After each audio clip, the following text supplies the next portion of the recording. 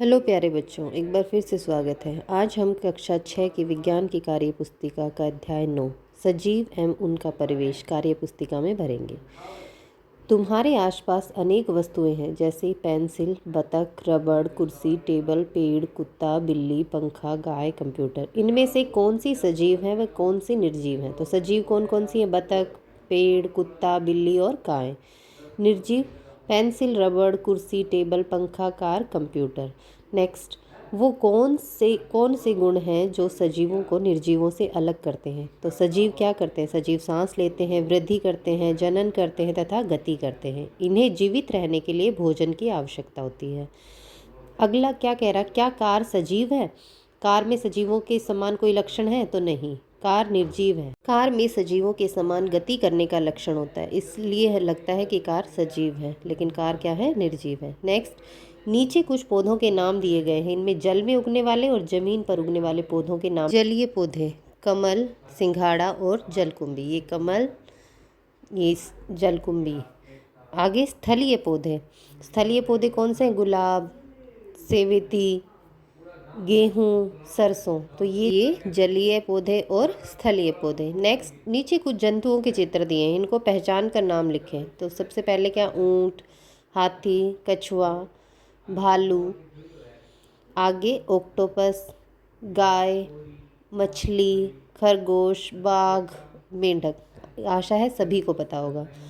इनके अलावा और जंतुओं के नाम लिखो जिनको तुम पहचानते हो। तो जो भी जंतु तुम पहचानते हो उनके नाम लिख सकते हो। मैंने कुछ लिखे हैं: कुत्ता, बिल्ली, भैंस, भेड़, बकरी, गधा, सियार, मगरमच्छ, जिराफ आदि। इन्हें नीचे दिए आधार पर अलग अलग छांटो।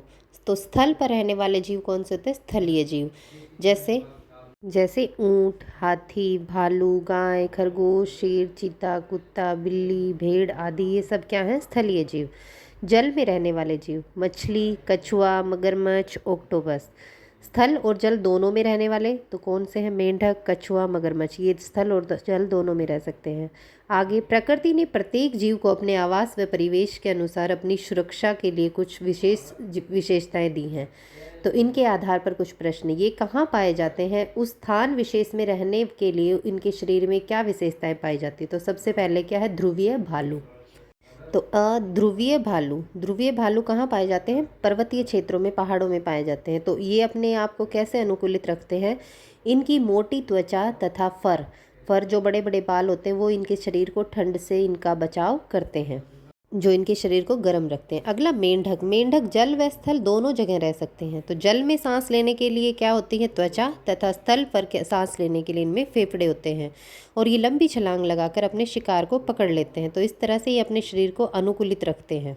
आगे, नागफनी। नागफनी मरुस्थलीय पौधा है जिसमें पत्तियां नहीं होती तथा कांटों या फिर कांटों का रूप ले लेती हैं तथा तना अत्यधिक मोटा होता है और जड़ें गहराई तक फैल जाती हैं ताकि वो ज़्यादा से ज़्यादा जल अवशोषित कर सकें और मरुस्थल में ये सर्वाइव कर सकें। मछली। मछली जलीय जीव है, ये जल में पाई जाती है। इसमें जल में सांस लेने के लिए इसमें क्या होते हैं? क्लोम, और इसमें धारा रेखीय गति होती है। याक भी क्या कहाँ पाया जाता है? पर्वतीय क्षेत्रों में। तो इसका शरीर भी गर्म रखने के लिए इसके शरीर पर लंबे लंबे बाल होते हैं जो इसके शरीर को गर्म रखते हैं। अगला क्या है? ऊंट। ऊंट एक मरुस्थलीय जंतु है जो मरुस्थल में पाया जाता है। ऊंट लंबे समय तक बिना पानी के, बिना खाने के रह सकता है और इसके पंजे जो होते हैं मरुस्थल की रेत पर चलने के लिए गद्देदार पंजे होते हैं, जिससे ये आसानी से रेत पर चल सकता है। और इसका जो कुबड़ दिखाई दे रहा है, इसमें क्या होती है? वसा की एक थैली होती है, जिसकी वजह से ये बिना पानी और भोजन के कई दिनों तक रह सकता है। अगला है कमल। कमल क्या है? एक जलीय पौधा है। इसका तना कैसा होता है? लंबा, खोखला और हल्का होता है।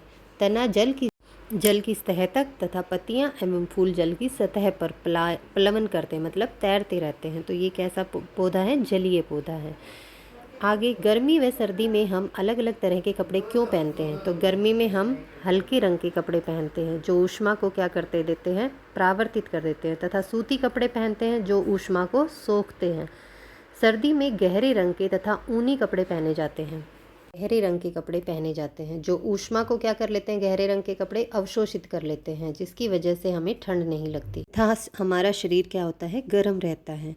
आगे, हमारे शरीर में 5 ज्ञानेंद्रियां जैसे आँख, नाक, त्वचा, कान, जीभ पाए जाते हैं। जैसे ही कोई वस्तु शरीर को स्पर्श करती है तो इसकी सूचना इस अंग से होकर मस्तिष्क तक पहुँच। इसके पश्चात मस्तिष्क उस अंग को हटाने या उसका सामना करने को प्रेरित करता है। कांटे के चुभने का प्रभाव उद्दीपन कहलाता है और कांटे के चुभने के बाद पैर हटाना क्या कहलाता है? अनुक्रिया। तो किसी पक्षी की तरफ अगर आप कदम बढ़ाते हो तो पक्षी क्या करता है? उड़ जाता है। एकदम से अगर धूल भरी हवा चले तो क्या होता है? छींक आती है। छुई मुई के पौधे को हाथ लगाने पर पत्तियां क्या हो जाती हैं? सिकुड़ जाती हैं। गरम बर्तन पे अगर हाथ लग जाए तो क्या होता है? एकदम से हाथ झटक लेता है। कई बार किचन में अपना पसंदीदा व्यंजन आए तो उसकी खुशबू आने पर क्या होता है? लार आना। रात को अचानक लाइट जलने पर आंखें बंद होना या चुंधिया जाना, मतलब आंखें खोल ही नहीं पाते हम। आगे नीचे लिखे वाक्यों को सही गलत बताना है। किसी भी आवास विशेष में रहने के लिए सजीव के विशिष्ट लक्षण अनुकूलन कहलाते हैं, तो ये सही है। सुई चुभने पर हाथ हटाना उत्सर्जन की क्रिया है, तो उत्सर्जन की क्रिया नहीं, ये किसकी क्रिया है? उद्दीपन की क्रिया, तो ये गलत हो जाएगा। डॉल्फिन और व्हेल वात छिद्रों द्वारा सांस लेते हैं, तो ये सही है। जैसे हम नाक से सांस लेते हैं, इसी तरह डॉल्फिन और व्हेल जो है वात छिद्रों या ब्लो होल द्वारा सांस लेते हैं। पौधे, जंतु एवं सूक्ष्म जीव जैव उर्वरक बनाते हैं, नहीं, ये जैव घटक बनाते हैं। पौधे, जंतु और सूक्ष्म जीव मिलके क्या कहलाते हैं? जैव घटक, तो ये गलत हो जाएगा। नेक्स्ट है, सभी सजीव प्रजनन करते हैं। प्रजनन के द्वारा अपने जैसी संतान उत्पन्न करते हैं। अलग अलग जंतुओं में प्रजनन का ढंग अलग अलग होता है। कुछ अंडे देते हैं जिनसे बच्चे निकलते हैं तथा कुछ बच्चे पैदा करते हैं। तो आइए जानते हैं। ये क्या है? चिड़िया। इसने क्या दे रखा? अंडा। आगे हम चित्र देखते हैं, गाय ने क्या दिया? बच्चे को जन्म दिया है। तो अपने आसपास पाए जाने वाले 5 अंडे देने वाले और 5 बच्चे देने वाले जीवों के नाम लिखो। तो अंडे देने वाले जंतु छिपकली, मुर्गी, चिड़िया, सांप, शुतुरमुर्ग। बच्चे देने वाले गाय, मनुष्य, बकरी, भैंस, कुत्ता। आगे, पौधे भी जंतुओं की तरह प्रजनन करते हैं, लेकिन उनके प्रजनन के तरीके भिन्न भिन्न हैं। कई पौधे बीजों द्वारा प्रजनन करते हैं, कई पौधे अपने शरीर के भागों से होते हैं। तो जैसे ही पहला चित्र है, इसमें पत्ती द्वारा प्रजनन हो रहा है तथा दूसरी चित्र में बीज के द्वारा नए पौधे का निर्माण हो रहा है। तो इस तरह से प्रजनन की अलग अलग विधियाँ हैं। चित्र में दिखाए अनुसार 4 प्यालों में थोड़ी थोड़ी रुई लो। हर प्याले में 3-4 चने के बीज डालो। तो पहले प्याले में क्या करना है? पानी डालना है और उसको देखना है कि रुई सूख न जाए और इसे समय समय पर पानी डालना है और गर्म जगह पर रखना है। दूसरे प्याले में भी हमने समय समय पर पानी डालना और रुई सूखनी नहीं चाहिए, लेकिन इसको कहाँ रख देना है? रेफ्रिजरेटर में। तीसरे प्याले में बिल्कुल भी पानी नहीं डालना और इसको कहाँ रखना है? धूप में रख देना है। चौथे प्याले में क्या करना है? इस प्याले में इतना पानी डालो कि रुई डूब जाए।